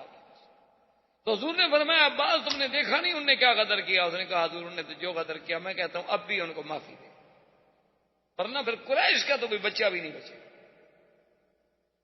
حضور نے فرمایا عباس تم تو مسلمان ہو گئے، قریش تو مجھ سے معافی نہیں مانگ رہے نا کہ میں معافی دوں. انہوں نے کہا حضور پھر مجھے اجازت دیں، میں جانے دیں ابو سفیان سے جا کے بات کرتا ہوں، ورنہ قریش نہیں بچیں گے، ایک بچہ بھی نہیں بچے گا مکے میں. اتنے لشکر نے جب حملہ کر دیا ایک بچہ بھی نہیں بچا، کیونکہ بنو سلیم ہیں، بنو غطفان ہیں، اور پھر وہ بنو خزاع ہیں جن کے 23 آدمی مرے ہوئے تھے، بنو تمیم ہیں، اور مہاجرین و انصار ہیں. حضور ان کے دنوں میں تو وہ کفار قریش کے خلاف جو لاوا ہے پک رہا ہے، کون بچے گا؟ مہربانی کرو ورنہ مکے میں قتل عام ہو جائے. حضور نے فرمایا اچھا. اس نے کہا حضور ایسا کریں کہ مجھے کوئی نشانی بھی دیں. آتا ہو بغلتہ ہو، حضور نے اپنا بغلہ دیا کہ میرے خچر پہ بیٹھ کے جاؤ. تو حضرت عباس حضور کے خچر پہ مکہ کی طرف روانہ ہوئے. وآخر دعوانا الحمدللہ رب العالمین. برادران اسلام، واجب الاحترام بزرگوں، دوستوں، بھائیوں، عزیز نوجوانوں، اس سلسلہ درس میں دروس سیرت پاک صلی اللہ علیہ وسلم کے ضمن میں اللہ تبارک و تعالی کی توفیق اور عنایت سے ہم نے ولادت طیبہ سے لے کر اہم جو واقعات تھے، ورنہ جہاں تک حضور صلی اللہ علیہ وسلم کی سیرت طیبہ کا تعلق ہے تو اگر ساری دنیا بھی سیرت بیان کرنی شروع کر دے تو ساری دنیا کی زبانیں گنگ ہو جائیں گی، لیکن حضور صلی اللہ علیہ وسلم کی سیرت تو مکمل نہیں ہوگی، کیونکہ حضور کی سیرت تو قرآن ہے، اور قرآن کے بارے میں ہے کہ لا ينقضی عجائبہ، کہ جس کے عجائب کبھی ختم ہی نہیں ہوں گے قیامت تک. تو حضور کی سیرت کا پہلو کب ختم ہو سکتا؟ یہ تو صرف یہ بات ہوتی ہے کہ ہم کچھ دروس، کچھ اہم واقعات صلی اللہ علیہ وسلم کے چن کر اپنے اپنے علمی بساط کے مطابق مسلمانوں کے سامنے رکھیں کہ شاید ان کی زندگی کسی ایک گوشے سے بھی منور ہو جائے، شاید ان کو راہبری مل جائے، بھٹکے ہوں کو راستہ مل جائے، بھولے ہوں کو بات یاد آ جائے. تو اس ضمن میں ہم پہنچے تھے حضور صلی اللہ علیہ وسلم جب مکہ کے لیے فتح مکہ کے موقع پر تشریف لائے تو یہ حضور صلی اللہ علیہ وسلم کی قیادت کا یعنی آپ اندازہ فرمائیں کہ اتنا عظیم کارنامہ تھا کہ حضور صلی اللہ علیہ وسلم جب کوئی سفر فرماتے تھے تو کبھی اپنے اصحاب کو بھی خبر نہیں دیتے تھے کہ ہم نے کہاں سفر کرنا ہے، کہاں جانا ہے، اور ہمارا منزل مقصود جو ہے، ٹارگٹ جو ہے وہ کیا ہے. بلکہ ہمیشہ حضور صلی اللہ علیہ وسلم اپنے صحابہ کو عمومی بات کہتے تھے جس سے کوئی اندازہ قائم نہ کر سکے. یعنی آپ آج دیکھیں کہ 1400 سال کے بعد آج دنیا آپ سمجھتے ہیں کہ کتنی ترقی کر چکی ہے. اب تو پوری دنیا جو ہے یعنی جسے کہا جاتا ہے جی کوئی گلوبل ولیج بن چکی ہے. تو اس میں بھی یعنی ہم حیران ہوتے ہیں کہ ابھی 2 سال پہلے کی بات ہے کہ میں سفر میں تھا، تو وہاں کی حکومت نے، بہرحال اللہ نے جزائے خیر عطا فرمایا، میرا مقصد تو نہیں تھا، نہ مجھے پتا تھا، نہ میری خواہش تھی، نہ تمنا تھی، نہ مجھے علم تھا، گورنمنٹ نے کچھ سیکورٹی کا انتظام کیا، اسکواڈ یہ وہ کوئی حفاظت رہے، حالات ٹھیک نہیں ہے۔ تو اتفاق سے وہ جو سیکورٹی کا انچارج تھا ایس پی، وہ میرے جاننے والوں میں تھا، تو وہ مجھے ملنے کے لیے آیا صبح۔ انہوں نے کہا کہ جی ہمیں تو ایک فائدہ ہو رہا ہے آپ کی سیکورٹی سے کہ ہم جلسے سن رہے ہیں، تقریریں سن رہے ہیں، ہمارا تو بھلا ہو رہا ہے، آپ تو تنگ ہیں کہ آپ کی آزادی میں خلل ہے۔ لیکن اس نے کہا کہ مکی صاحب اصل آج کل اگر سیکورٹی ہوتی ہے ہمارے اسکواڈ یا ہماری حفاظتیں یا ہمارے گن میں یہ کچھ نہیں کر سکتے، بلکہ الٹا ہم تو نقصان دہ ثابت ہوتے۔ اصل سیکورٹی یہ ہے کہ جہاں تک ہم نے پڑھا ہے، دیکھا ہے، سیکھا ہے، یہ ہے کہ آپ اپنے پروگرام سے کسی کو باخبر نہ کریں، آپ اپنے معاملات کو راز میں رکھیں کہ آپ نے صبح کہاں جانا ہے، یہ آپ کے ڈرائیور کو بھی پتہ نہ ہو، یہ آپ کے دل میں ہو، اور جب آپ روڈ پہ نکل جائیں تو آگے جا کے فیصلہ کریں، اسے کہیں اچھا بھی اب ادھر چلو، پھر آپ کو کسی پہرے کی ضرورت نہیں۔ تو میں نے کہا کہ ایس پی صاحب آپ تو مجھے آپ بتا رہے ہیں نا، ہم نے تو اب تو طالب العلم ہے، یہ حضور صلی اللہ علیہ وسلم کی سیرت طیبہ کا ایک حصہ ہے کہ جب حضور سفر فرماتے تھے تو صحابہ کہتے ہیں، ہمیں کہتے کہ مشرق جانا ہے، حالانکہ جانا حضور نے مغرب کی طرف ہوتا تھا، اور کبھی فرماتے ہم نے مغرب کی طرف جانا ہے اور جاتے مشرق کی طرف۔ میں نے کہا یہ تو ہمیں درس ملتا ہے سیرت رسول پاک سے، ہم نے آپ سے کیا سیکھنا ہے؟ تو اب آپ اندازہ فرمائیں کہ 450 کلومیٹر مدینہ منورہ سے مکہ مکرمہ کا فاصلہ ہے، اور 2 آدمی نہیں 10,000 کا لشکر لے کر مدینہ منورہ سے چلنا، اور مکے کے پہنچنے تک مکے والوں کو خبر نہ ہو کہ لشکر آ رہا ہے۔ یعنی آج آپ دنیا میں کوئی ایسا جرنیل پیش کر سکتے ہیں اتنا بڑا لشکر لے کے اور پیدل، اونٹوں پر، گھوڑوں پر؟ اور مکہ سے جب حضور چلے تو آپ نے اپنا رخ مبارک جو ہے طائف رکھا۔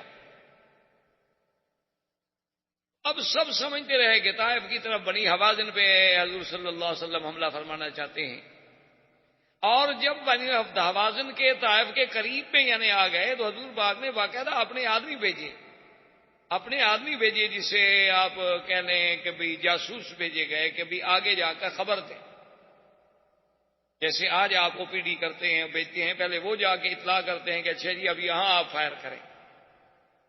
حضور صلی اللہ علیہ وسلم کے وہ آدمی گئے تو ان کو بھی آپ نے حوازن کی طرف بھیجا کہ بنو حوازن کا پتہ کرو کہ ان کا کیا حال ہے۔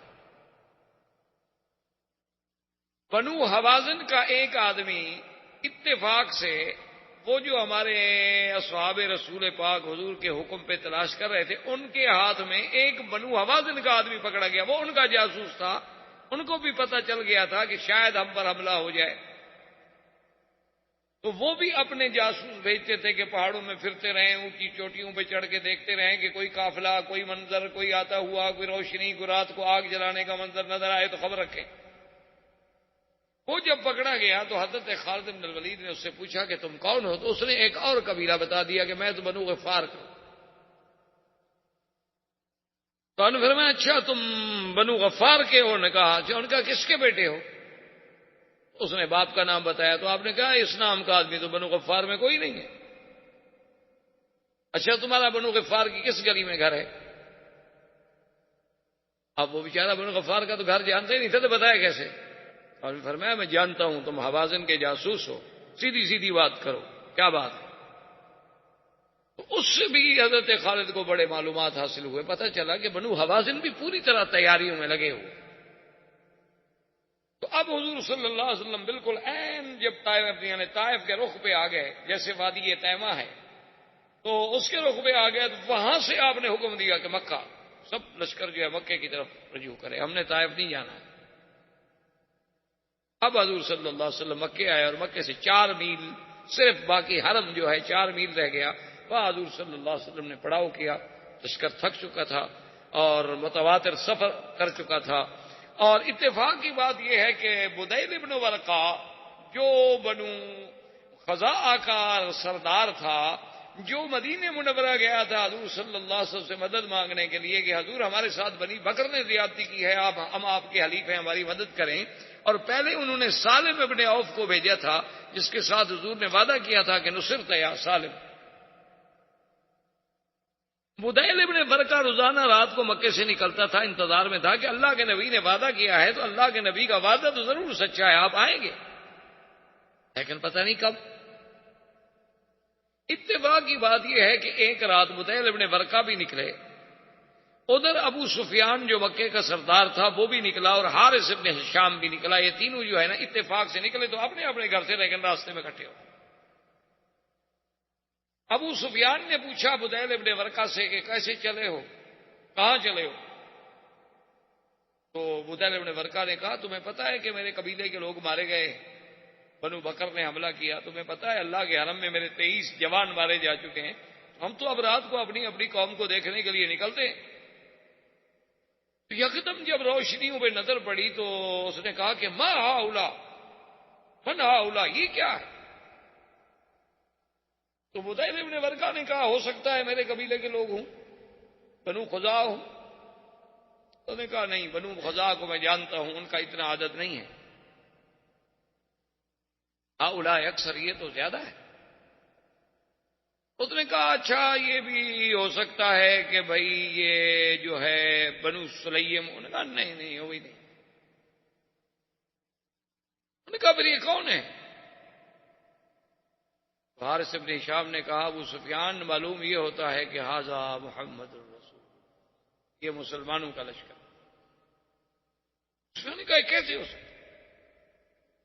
اس نے کہا کیسے ہو سکتا ہے، بہرحال اب تو ہو گیا۔ بہرحال حضور صلی اللہ علیہ وسلم تشریف فرما تھے، فقدم عباس ابن عبد المطلب، حضرت عباس آئے اور آگے حضور سے ملے، اور آتے ہوئے اشہد اللہ الہ الا اللہ واشہد ان محمد الرسول اللہ۔ حضور نے فرمایا میرے صحابہ، خدا جانتا ہے کہ پتہ نہیں فتح مکہ کی مجھے زیادہ خوشی ہوگی یا عباس کے اسلام کی زیادہ خوشی، کہ عباس تو حضور کے چچا تھے، اب وہ رسول اللہ صلی اللہ علیہ وسلم، عبد المطلب کا بیٹا۔ حضرت عباس جب اسلام لے آئے تو اب حضرت عباس بھی سردار تھے، عبد المطلب کے بیٹے تھے، آخر ان کا ابو سفیان سے سب سے رشتہ داری تھی۔ اس نے جب دیکھا کہ لشکر کا یہ عالم ہے کہ 10,000 لشکر، اور جس میں ماشاءاللہ یعنی کم 2,000 جو ہے وہ گھوڑ سوار ہے فقط بنو سلیم کا، تو عبد المطلب عباس نے اندازہ لگا، اس نے کہا کہ بھئی اگر یہ لشکر عنوتن یعنی قوت اور زور سے لڑائی سے مکے میں داخل ہوتا ہے تو پھر قریش کا کوئی بچہ بھی نہیں بچ سکتا۔ اس نے کہا کہ میں کوئی حل سنوں۔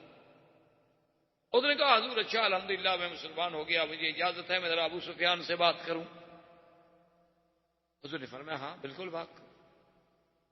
عباس ابن عبد المطلب دوڑے اور سیدھے ابو سفیان کے پاس نے کہا ابو سفیان حال علم تھا، پتہ لگا ہے تمہیں کیا ہو گیا؟ اس نے کہا ہاں میں نے رات دیکھا ہے بڑا لشکر ہے۔ اس نے کہا بڑا لشکر نہیں، 10,000 مقاتل ہیں فقط، 10,000 آدمی صرف وہ ہیں جنہوں نے جنگ لڑنی ہے، اور اندازہ کرو کہ 10,000 جو آدمی صرف فوج لے آ سکتا ہے تو پیچھے بھی تو آخر مسلمان ہیں نا۔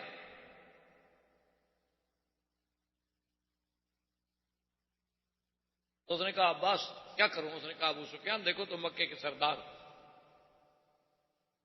تمہاری ذمہ داری ہے کہ اللہ کے حرم کو قتال سے بچاؤ، اور پھر قتال بھی اس وقت جب ہمیں بچنے کا کوئی راستہ ہی نظر نہ آئے، تو ایسی قتال کا کیا فائدہ؟ اور پھر تمہیں پتہ ہے کہ مسلمانوں کے دل میں غزوہ خندق کا داغ ہے، مسلمانوں کے دل میں ہمارا احد کا داغ ہے، مسلمانوں کے دل میں ہمارے ان کے حلیف جو ہیں بنو خزاع ان پر حملہ کرنے کا داغ ہے، وہ تو جلے بھنے ہوئے آئیں گے، وہ تو ہمارے بچے کو تہہ تہہ کر دیں گے۔ ان کا مانا آفر، اس نے کہا ایک ہی حل ہے، چلو حضور کی خدمت، اب کوئی حل نہیں بچنے کا، اب ایک ہی ہے۔ حضرت عمر سیکیورٹی پہ ہیں اور عباس ابن عبد المطلب جو ہیں ابو سفیان کو لے کے آئے، تو جب عمر کی نظر پڑی ابو سفیان پہ تو انہوں نے کہا اچھا راس الکفر امامی، آج کفر کا سردار جرأت کر کے مسلمانوں کے لشکر میں آ رہا ہے۔ عباس وہیں سے زور سے بولے، انہوں نے کہا عمر اجرتہ قد اجرتہ، میں اس کو پناہ دے چکا ہوں، وہ میری پناہ میں آئے، ہمیں حضور تک جانے دو، اگر حضور نے ہماری پناہ قبول کر لی ٹھیک ہے، ورنہ تم جانو پھر ابو سفیان جانو۔ حضرت عمر پیچھے آ رہے ہیں، اس نے جناب دوڑایا بغلا اور سیدھا حضور کے خیمے پہ آیا اور چیخا بون گایا، رسول اللہ کا اجر تو ابو سفیان، میں نے ابو سفیان کو پناہ دے دی ہے، پناہ دے دی ہے۔ برائی عمر پیچھے تلوار لے کے آ رہا ہے۔ حضور نے فرمایا کہ عباس جس کو تم امان دے چکے ہو اس کو ہماری بھی امان، عباس جس کو امان دے دے اس کی امان میں توڑ سکتا ہوں؟ ابو سفیان آ گیا اور اس نے دیکھا، حضور نے فرمایا ابو سفیان تم ابھی تک سوچ رہے ہو اسلام کے بارے میں، اب بھی تمہیں اسلام کی حقانیت کا پتہ نہیں چلا، اب بھی تمہیں سمجھ نہیں آئی کہ میں جو کچھ کہتا تھا وہ حق ہے، اب بھی تمہیں سمجھ نہیں آیا کہ تم جس کو ایک یتیم مکہ سمجھ کے مکے سے ہجرت پہ مجبور کر رہے تھے، آج اللہ نے اسے کیسے اپنی پوری قوت و طاقت کے ساتھ مکے میں بھیجا ہے۔ تمہیں یاد ہے کہ میں نے کہا تھا لیظہرہ علی الدین کلہ، اللہ میرے دین کو ہر دین پہ غالب کر دیں گے، کیا سوچ رہے؟ تو ابو سفیان نے کہا اشہد ان لا الہ الا اللہ واشہد ان محمد رسول اللہ، حضور میں مسلمان ہوں، میں کلمہ پڑھتا ہوں۔ لیکن محدثین نے لکھا ہے کہ اس وقت کلمہ تو ابو سفیان نے پڑھ لیا لیکن اسلام پوری طرح دل میں داخل نہیں ہوا، کلمہ تو پڑھ لیا اس نے لیکن خوف سے، ڈر کے۔ حضرت عباس نے کہا کہ یا رسول اللہ ابو سفیان رئیس القوم، ابو سفیان ایک قوم کا سردار ہے، آپ اس کو کچھ عزت بھی تو دیں نا، وہ اسلام لے آیا ہے تو اس کو بھی تو کوئی شرف بخشے نا، کوئی عزت دیں حضور۔ آپ نے فرمایا اچھا اعلان کر دے کہ من دخل دار ابی سفیان فلہ امان، جو ابو سفیان کے گھر میں چلا جائے گا ہم اس کو بھی امان دیں۔ ابو سفیان نے کہا یا رسول اللہ میرا گھر کتنا بڑا ہے کہ سارے قریش اس میں آ جائیں گے؟ آپ نے فرمایا اچھا من دخل المسجد الحرام فلہ امان، جو مسجد الحرام میں چلا جائے اس کو بھی امان۔ کہا حضور مسجد الحرام کتنی بڑی ہے؟ یہ تو اب بڑی ہو گئی نا، اس وقت تو چھوٹی تھی مسجد۔ حضور نے فرمایا اچھا من القی السلاح فلہ امان، جو ہتھیار پھینک دے اس کو بھی ہم امان دیں گے۔ اس نے کہا حضور ایسے بعض آدمی ہتھیار اتفاق سے نہیں بھی پھینک سکتا، تو حضور نے کہا من اغلق بابہ فلہ امان، جو اپنے گھر کا دروازہ اندر سے بند کر کے اپنے گھر میں بیٹھ جائے اس کو بھی امان۔ اب ابو سفیان خوش ہو گیا کہ چلو میں مسلمان تو ہو گیا لیکن مکے والوں کے لیے میں تو اتنا بڑا امان کا سرٹیفکیٹ لے کے جا رہا ہوں، میں تو اب بھی اپنی قوم کو بچا رہا ہوں۔ ابو سفیان واپس مکہ نکلا لیکن حضور نے حکم دیا، آپ نے فرمایا عباس فلاں پہاڑ پہ جا کر کھڑے ہو جانا اور جب تک یہ پورا لشکر نہ گزر جائے ابو سفیان کو آگے نہیں جانے دینا۔ حضور چاہتے تھے کہ یہ قوت اسلام دیکھے، شوکت اسلام۔ اب حضور صلی اللہ علیہ وسلم نے اپنے لشکر کو 4 حصوں میں تقسیم فرمایا اور ایک حصے پر حضور صلی اللہ علیہ وسلم نے خالد بن الولید اور ایک حصے پر زبیر بن العوام اور ایک حصے پر ابی عبیدہ بن الجراح اور ایک حصے پر سعد بن عبادہ پرچم دیے حضور صلی اللہ علیہ وسلم نے کہ تم مکے کے 4 طرف سے آؤ، اور جگہ مقرر کی مقام خیف۔ مقام خیف ہے جبل ہندی کے ساتھ، آج کل جو جبل ہندی کہلاتا ہے نا، باب محمدہ سے نکلے سامنے والا پہاڑ جو ہے جبل ہندی، شامیہ کے محلے سے ہیں تب بھی جبل ہندی ہے، یہ بہت پرانا جبل ہے، کیونکہ لفظ ہند جو ہے نا یہ حضور صلی اللہ علیہ وسلم کے زمانے سے بھی پہلے کا ہے نا ہند، اسی لیے بعض روایات میں کہ آدم علیہ السلام اترے تھے وہاں، اسی لیے بعض روایات میں اب بھی یعنی آپ ہندوستان میں جائیں تو کچھ قبریں ایسی ہیں جن کے بارے میں کہا جاتا ہے کہ نوح علیہ السلام کے بیٹوں کی ہیں۔ تو بہرحال یہ ہمالہ جو ہے اس کا نام بھی بعض لوگ کہتے ہیں کہ جوتی پہاڑ ہے جس پہ نوح علیہ السلام کی کشتی آگے کھڑی ہوئی تھی۔ تو بہرحال یعنی یہ بات تو محقق ہے نا کہ ہند جو ہے یہ بہت ایک تاریخی مقام ہے، ایک تاریخی ملک ہے جس کی ایک تاریخ ہے، اور حضور صلی اللہ علیہ وسلم کے زمانے میں عطر عود جو ہے یہ ہند سے ہی آتا تھا، ہندوستان سے ہی آتا تھا عطر عود، اور اسی طرح تلواریں جو ہیں وہ بھی خاص طور پہ بن کے وہاں سے آتی تھیں سیف الہندی کے نام سے۔ اسی لیے ہمارے علماء نے جب شرک و بدعت کے خلاف ایک کتاب لکھی تو اس کا نام رکھا تھا المہند علی المفند، تو اس لیے ہند جو ہے اس کی ایک تاریخ۔ بہرحال تو اب جناب یہ ہے کہ بھئی اور اس زمانے میں جو تجارت تھی نا جی وہ یہ تھی کہ بھی ہند سے مثلا کشتیاں آتی تو وہ عدن آ جاتی، یمن کا جو حصہ ہے، پھر عدن سے صنعاء مال آ جاتا، صنعاء سے مکے آ جاتا، یا اسی طرح وہ کشتیاں جو ہیں جیسے آج کل جسے اسرائیل نے علاقہ قبضے میں لیا ہوا ہے یہ وہاں حیفا چلی جاتی، پھر شام بیت المقدس، اس طرح تجارت کا ایک سلسلہ ہوتا۔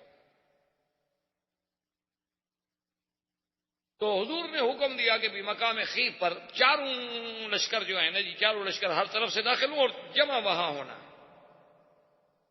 اور حضور نے فرمایا کہ دیکھو ہمارا مقصد جو ہے وہ اللہ کے گھر میں داخل ہونا ہے۔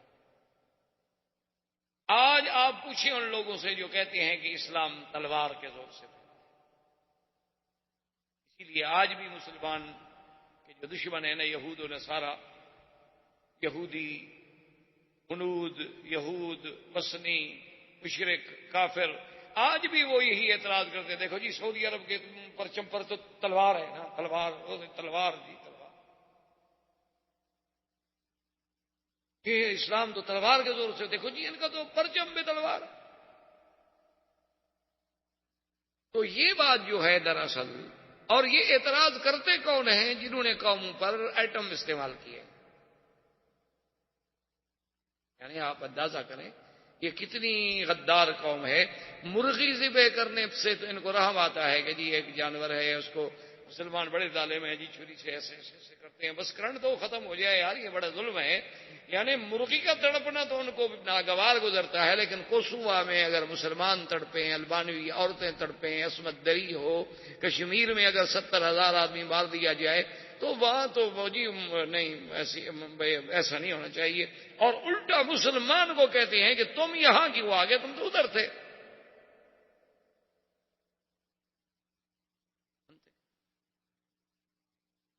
اور چونکہ قوت ابلاغ ان کے ہاتھ میں ہے، جتنا دنیا کا جدید الیکٹرانک میڈیا ہے وہ کفر کے ہاتھ میں ہے۔ ہم مسلمانوں کے پاس کیا ہے؟ ہمارے پاس تو یہی ہے کہ شام کو VCR چلا کے کوئی فلم لگا کے بیٹھ گئے، بس دیکھ لی۔ ہمارے پاس یہ ہے، کوئی بہت زیادہ صالح بندہ بن گیا، ولی اللہ بننے لگ گیا تو مولوی مکی کی تقریر سن، ہمارا حال تو یہ۔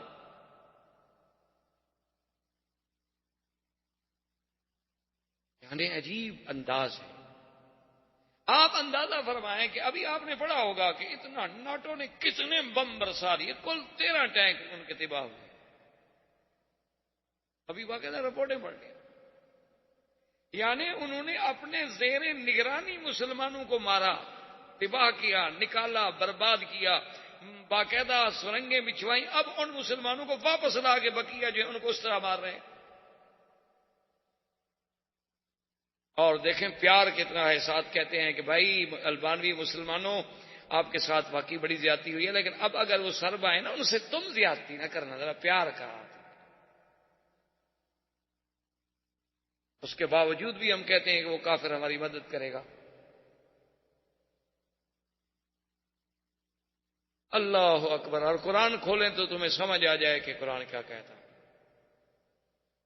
اللہ فرماتا ہے یبتغون عندهم العزہ، ان سے، کافروں سے تم مدد لے کے غلبہ حاصل کرنا چاہتے ہو، ان سے مدد لوگے، یہ آئیں گے تمہاری ٹیکنالوجی میں مدد کریں گے۔ ان العزت للہ جميعا، خبردار عزت میرے ہاتھ میں ہے، ان کے ہاتھ میں نہیں، اور یہ تمہیں عزت دیں گے۔ لا تتخذوا الکافرین اولیاء من دون المؤمنین، خبردار کسی کافر کو اللہ کے ایمان والوں کے سوا کبھی دوست نہ سمجھنا۔ ایبتغون عندهم العزہ فإن العزة للہ، یعنی آپ حیران ہوں گے، آپ ان کو بلائیں، آپ ان کو بتلائیں کہ کیا ایمان سے کہیں کہ بلال پہ جو ظلم ہوا، صہیب پہ جو ظلم ہوا، خباب پہ جو ظلم ہوا، عمار پہ جو ظلم ہوا، سمیہ پہ جو ظلم ہوا، مسلمانان مہاجرین حبشہ پہ جو ظلم ہوا، مہاجرین مدینہ پہ جو ظلم ہوا، پھر یعنی حضور مدینے چلے گئے، 450 میل دور چلے گئے، پھر چین نہیں لینے دیتے، پھر احد میں آگے لڑے، پھر خندق میں احزاب میں ساری دنیا کی فوجیں لے کے آ گئے۔ ایمان سے کہیں آج ان کو حق نہیں پہنچتا تھا کہ ایک ایک بچہ اڑا دیتے؟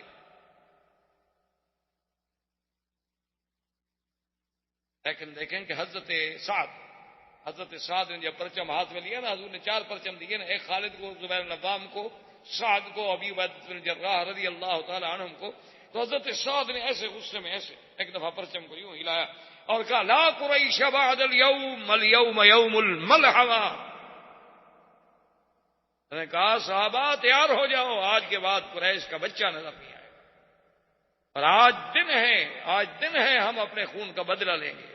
حضور نے فرمایا ٹھہر جاؤ، میں پرچم واپس کر دو. یہ دین تلوار سے پھیلا ہے.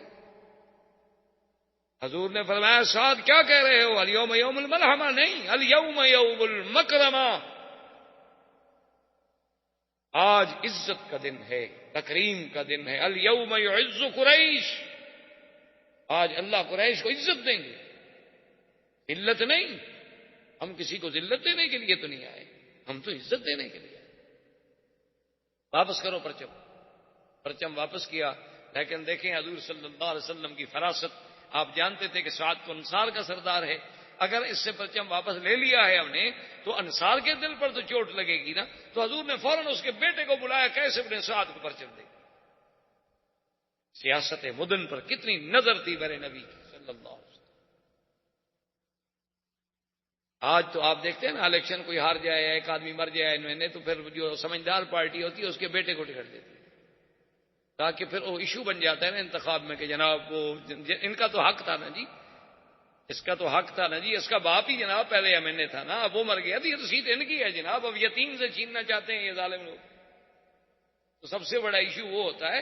یعنی 1400 سال کی ترقی کے بعد آپ یہ باتیں سوچ رہے ہیں کہ اللہ کے نبی کی وسعت نظر دیکھیں کہاں. حضور نے وہ پرچم دے دیا اور اس کے بعد حکم دیا اور فرمایا کہ دیکھو خالد، لڑنا نہیں. من القى السلاح فله امان، جو ہتھیار ڈال دے امان. من اغلق بابه فله امان، من دخل دار ابی سفیان فله امان، من دخل المسجد الحرام فله امان. آپ نے فرمایا جو ابو سفیان کے گھر میں داخل ہو امان، مسجد میں داخل ہو امان، ہتھیار پھینک دے امان، اپنے گھر کا دروازہ بند کر دے امان، بوڑھے کو امان، عورت کو امان، بچے کو امان. الا عشرتن، فرمایا صرف 10 آدمی ہیں جن کو امان نہیں ہے، باقی سب کو. اور آپ نے فرمایا صحابہ ولو انہم وجدتم واللکین تحت استار الکعبۃ فاقتلوہم، اگر وہ 10 آدمی کعبۃ اللہ کے خلاف کے نیچے بھی گھس جائیں تو پھر ان کو وہیں بھی قتل کرنا ہے، ان کو پناہ نہیں. ان میں کون تھا؟ ایک اکرم ابی جہل کا بیٹا، اور ایک صفوان ابن امیہ، اور ایک عبداللہ ابن سعد ابن ابی السرح، اور ایک ہند زوجت ابی سفیان، ابی سفیان کی بیوی جس نے حضرت حمزہ کا کلیجہ چبایا تھا. حضور نے فرمایا ان کو نہیں ہو. یہ تو اگر کعبہ شریف کے غلافوں کے نیچے بھی چھپ جائیں ان کو وہی مار دیں. اب سارے قافلے بڑھ رہے ہیں، امان امان امان امان، تو سارے مکے میں امان امان ہو گئے. صرف خالد ابن الولید جو ہیں یہ جس طرف سے آ رہے تھے، اس لڑکا وہ علاقہ شاید ابھی آپ لوگوں نے مکے میں رہتے ہوئے دیکھا ہو، جس کو ابھی آپ شیب عامر کہتے ہیں. جب آپ یعنی غزہ میں جائیں آگے جفالی سے پھر آپ رائٹ پہ جائیں تو شیب عامر سے جب آپ جائیں گے تو آگے علاقہ ہے ملاوی جسے کہتے ہیں. اس ملاوی کے تلے سے جب چڑھائی سے آپ اترے نا تو یہ جگہ ہے، اس کا نام ہے خندمہ. اس جگہ پر جب آئے تو اکرما نے کیا کیا کہ 20 25 50 آدمی اکٹھا کر کے وہ اسی علاقے میں کھڑا گیا. اس نے کہا کہ دیکھو جی بات سنو، حضور نے امان دے دی ہے، یا جو کوئی ہم تو لڑیں گے یا قتل ہو جائیں گے، یا کم از کم ہم زندگی میں جاگتے ہوئے نہیں دیکھ سکتے اپنی آنکھوں کے ساتھ کہ اللہ کا نبی مکے میں داخل ہو جائے. چلو زیادہ سے زیادہ مر جائیں گے اور کیا ہم لڑیں. تو وہ 50-100 آدمی لے کے وہیں کھڑے ہو گئے. اکرما اچھا خدا کی قدرت ہے، ادھر سے خالد آئے، آگے وہ ہتھیار لے کے کھڑا. احباب کرام، اس کے بعد اب آپ اس مبارک سلسلے کی CD نمبر 26 سماعت فرمائیں.